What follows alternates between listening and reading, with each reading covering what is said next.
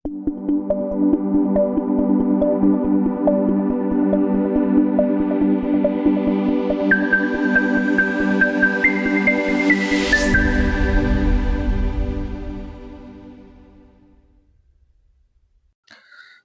Students, आज की video में हम लोग पढ़ेंगे जयशंकर प्रसाद की कामायनी के चिंता सर्ग की आलोचना और व्याख्या। ठीक है ना।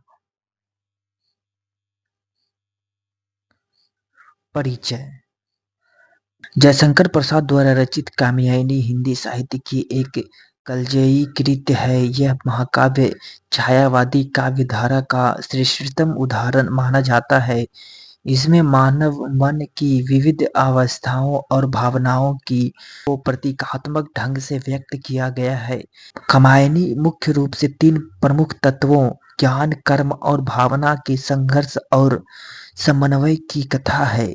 यह महाकाव्य प्रलय और सृष्टि के नवनिर्माण की पौराणिक कथा पर आधारित है, जिसमें मनु, श्रद्धा और इड़ा के पात्रों के माध्यम से मानव जीवन के दर्शन को प्रस्तुत किया गया है। चिंता सर्ग इस महाकाव्य का एक महत्वपूर्ण भाग है, जिसमें मानव मन में उठने वाले संदेह, पीड़ा और मानसिक उथल-पुथल को दर्शाया गया है। यह सर्ग मानव के भीतर व्याप्त संशय, निराशा और चिंता को काव्यात्मक रूप में प्रस्तुत करता है और इसका व्याख्या हम लोग करते हैं। ठीक है। सबसे पहला पॉइंट है चिंता की परिभाषा और स्वरूप। चिंता सर्ग में चिंता को एक मानसिक अवस्था के रूप में चित्रित किया गया है, जो मनुष्य को भीतर से व्यथित करती है। यह सर्ग यह दर्शाता है कि कैसे मनुष्य की बुद्धि उसे आत्मविश्लेषण और आत्मसंयम की स्थिति में डाल देती है। कवि लिखते हैं कि चिंता एक उच्छाद भर और सांस का खेल, अधिकारों का आत्मरक्षण या कि मन का मेल। इस पंक्ति में प्रसाद ने चिंता को केवल एक मानसिक क्रिया के रूप में नहीं, बल्कि मनुष्य के अधिकारों की रक्षा और उसकी आंतरिक भावनाओं के संघर्ष के रूप में प्रस्तुत किया है।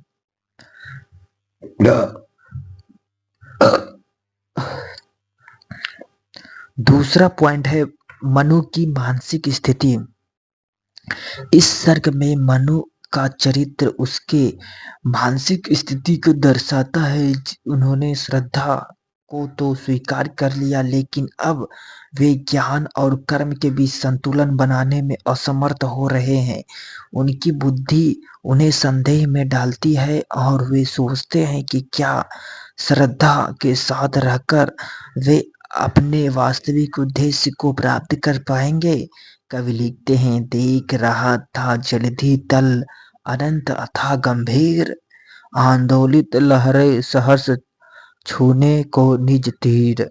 यहाँ जलधि यानी कि सागर को मनुष्य की अनंत चिंताओं और संघर्षों का प्रतीक बनाया गया है।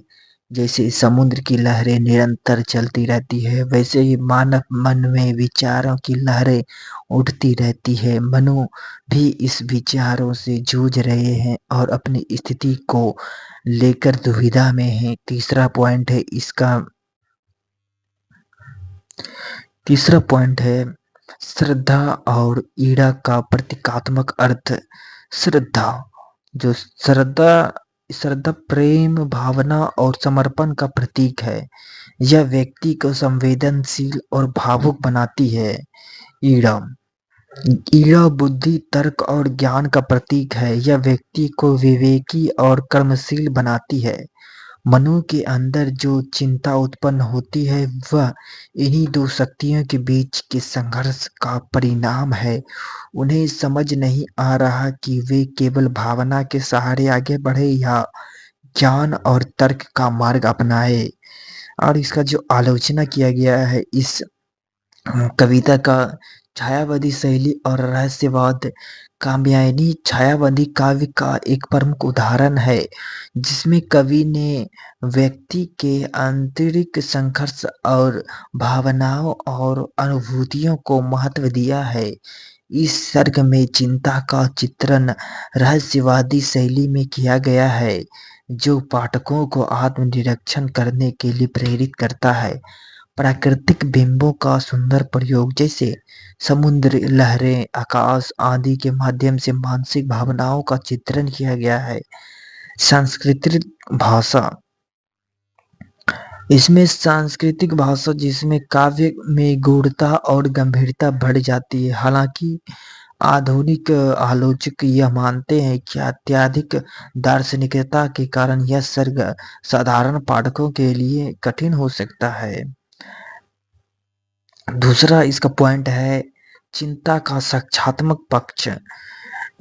अधिकांश काव्यों में जो इस कविता का काव्य है जिसमें चिंता को नकारात्मक रूप में चित्रित किया गया है, लेकिन प्रसाद ने इसे एक अनिवार्य मानसिक प्रक्रिया के रूप में प्रस्तुत किया है। वे बताते हैं कि चिंता केवल दुख नहीं देती बल्कि मनुष्य को आत्ममंथन और आत्मविश्लेषण करने का भी अवसर देती है। कवि कहते हैं चिंता से जीवन जले ज्यों तेल बिना भाती, लेकिन यह भी सच है जलने से निखरे जाती। यहाँ चिंता को आत्मविश्वास का साधारण यहाँ चिंता को आत्मविश्वास का साधन बताया गया है। मनुष्य जब मानसिक संघर्षों से गुजरता है तो वह पहले से अधिक परिपक्व और समझदार बन जाता है। इस कविता का तीसरा पॉइंट है मनु का चरित्र आधुनिक मनुष्य का प्रतीक। मनु केवल एक पौराणिक पात्र नहीं है बल्कि वे आधुनिक मानव के प्रतीक भी हैं। वे उन सभी लोगों का प्रतिनिधित्व करते हैं जो अपनी भावनाओं और बुद्धि के बीच संतुलन बनाने का प्रयास करते हैं। आधुनिक समाज में भी मनुष्य व्यक्तिगत इच्छाओं और सामाजिक कर्तव्यों के बीच संघर्ष करता रहता है। यह चिंता सर्ग इसी दुविधा और मानसिक तनाव को दर्शाता है। चौथा पॉइंट है इस कविता का दर्शन और मनोवैज्ञानिक पक्ष। प्रसाद ने इस सर्ग में अध्यात्म और मनोविज्ञान का गहन समन्वय किया है। वे यह दिखाते हैं कि मानव मन की जिज्ञासा, संदेह और आत्ममंथन ही उसके मन को साधारण बनाते हैं। गीता और उपदेशों का प्रभाव जैसे कि कर्म करो, फल की चिंता मत करो का संदेश इसमें छुपा हुआ है।